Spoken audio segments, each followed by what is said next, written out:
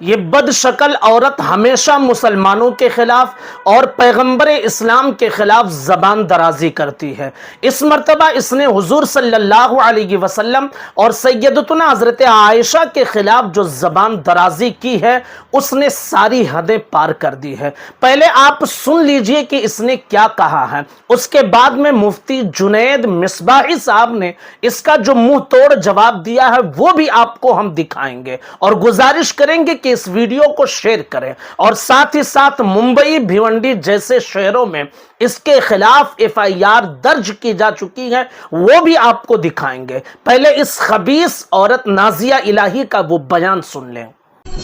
पैगंबर मोहम्मद सल्लल्लाहु अलैहि वसल्लम ने 6 साल की बीबी आयशा से शादी किया, 9 साल में उसके साथ इंटरकोर्स कर लिया। वो 3 साल का जो वक्त था, वो 3 साल में एक छोटी सी बच्ची आयशा को खिला पिला करके मोटा तगड़ा किया गया ताकि पैगंबर मोहम्मद को सेक्स करने में अच्छा लगे, भरी भरी वो रहे।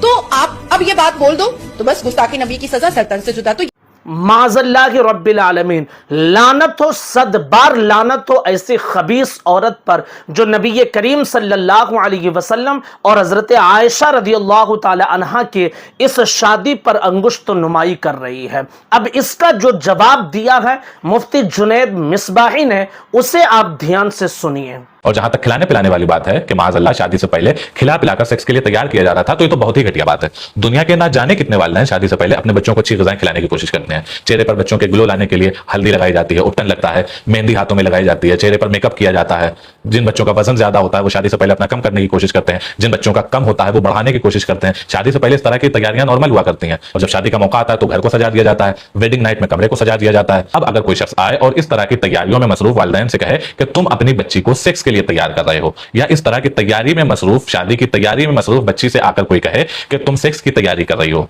तो इस तरह की बाजारी जबान तो कोई बाजारी औरत ही इस्तेमाल कर सकती है। शादी के बाद बहुत सारी होने वाली चीजों में एक यकीनी चीज सेक्स भी हुआ करता है, लेकिन कोई भी वालिदैन अपनी बच्ची के हवाले से इस तरह से, इस घिनौने अंदाज से नहीं सोचता है कि हम अपनी बच्ची को सेक्स के लिए तैयार कर रहे हैं। या कोई भी शरीफ इंसान किसी भी शादी के हवाले से इस तरह की बातें नहीं सोचता है, बल्कि शरीफ लोग तो पूरी जिंदगी अपने बच्चों या दूसरे लोगों के बंद कमरे की जिंदगी के बारे में सोचते तक नहीं है। अगर यह निकाह सोसाइटी के एतबार से गलत होता या सैयदा आयशा के हक में ही अगर गलत होता, तो जिसके साथ बुरा हो रहा होता है वो तो अपनी नाराजगी का इजहार करता है, वालिदैन उसके बुराई को रोकने की कोशिश करते हैं, सोसाइटी भी इस मामले में अपना किरदार अदा करती है और मुखालिफिन इस तरह के एतराज की बातें पाकर कीचड़ उछालने की कोशिश करते हैं और इंसान की शख्सियत को डैमेज करना चाहते हैं। लेकिन हम देखते हैं कि इस मामले में किसी को कोई एतराज नहीं है, न सैयदा आयशा सिद्दीक़ा रज़ियल्लाहु अन्हा को कोई एतराज है, न उनके वालिदैन को कोई एतराज है, न उनके भाई बहनों को कोई एतराज है, न मुखालिफिन इस मामले में कीचड़ उछाल रहे हैं, जबकि वो छोटी छोटी बातों को लेकर आया करते थे, एतराज की बातें बनाया करते थे, लेकिन न मुखालिफिन कुछ कह रहे हैं, न सोसाइटी को इस मामले में कोई दखल देने की जरूरत पड़ी है। किसी भी तरह से इस मामले को डिस्कस किया ही नहीं जा रहा है जिस तरह के आज बना के पेश किया जाता है। तो जिसके साथ ये मामला हुआ उसको कोई एतराज नहीं, उसके वालिदैन को कोई एतराज नहीं, उसकी सोसाइटी को कोई एतराज नहीं, उसके भाई बहनों को कोई एतराज नहीं,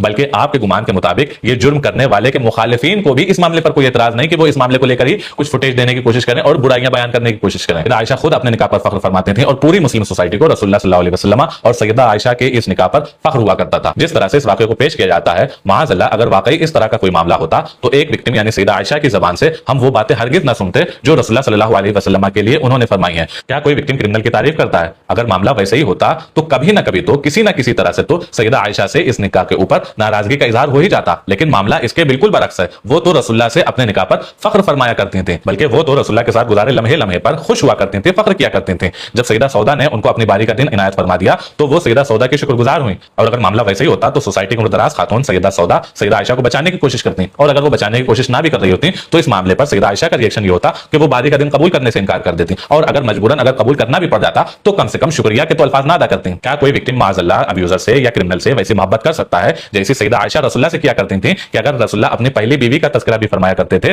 तो सैयदा आयशा को गैरत आ जाया करती थी, और सैयदा आयशा अपनी वो खुसूसियात बयान किया करती थी जो रसूलुल्लाह के निकाह में आ जाने की वजह से उनको हासिल हुई थी। अगर किसी इंसान ने किसी औरत के साथ बुरा सलूक किया हो तो क्या वही औरत उस इंसान की तारीफ करेगी, उसकी जात पर गैरत करेगी, उसकी जात पर फख्र करेगी, और फिर उस बुरे सलूक की वजह जो वाकया बना हो, उस बुरे सलूक की वजह बनने वाले वाकये पर वो अपनी खुसूसियत बयान करेगी? जिसके साथ अगर बुरा सलूक किसी औरत के साथ हो जाता है या टॉर्चर अगर किसी औरत को कर दिया जाता है तो उस वाकये को वो औरत जिक्र करना पसंद नहीं करती है। कोई इंसान अगर उसके सामने उस वाकये को छेड़ देता है तो उसको वो बुरा लगता है, लेकिन मामला यहां पर बिल्कुल उल्टा है। सैयदा आयशा रसूलुल्लाह के साथ निकाह होने पर फख्र कर रही है दूसरी खवातीन पर। फिर अगर कोई शख्स ये कहे कि सैयदा आयशा रसूलुल्लाह के दबाव में खामोश थी तो उससे अर्ज यह है कि सैयदा आयशा रसूलुल्लाह के विसाल के बाद बहुत जमाने तक जिंदा रही और रसूलुल्लाह के जमाने के फौरन बाद उनके वालिद वालिद का जमाना आया, उस जमाने में तो उनको किसी का दबाव नहीं रह गया था। उनके वालिद खलीफतुल मुस्लिमीन थे, वो पूरी सोसाइटी को कंट्रोल करते थे। तो अगर उन पर कोई जुल्म हुआ होता तो उस जमाने में कोई उनकी इस तरह की बात सामने आ जाती, नाराजगी का इजहार सामने आ जाता। हजरत उमर के दौर में नाराजगी का इजहार आ जाता, लेकिन किसी भी दौर में उन्होंने इस निकाह पर नाराजगी का इजहार नहीं किया, बल्कि हमेशा फख्र ही किया।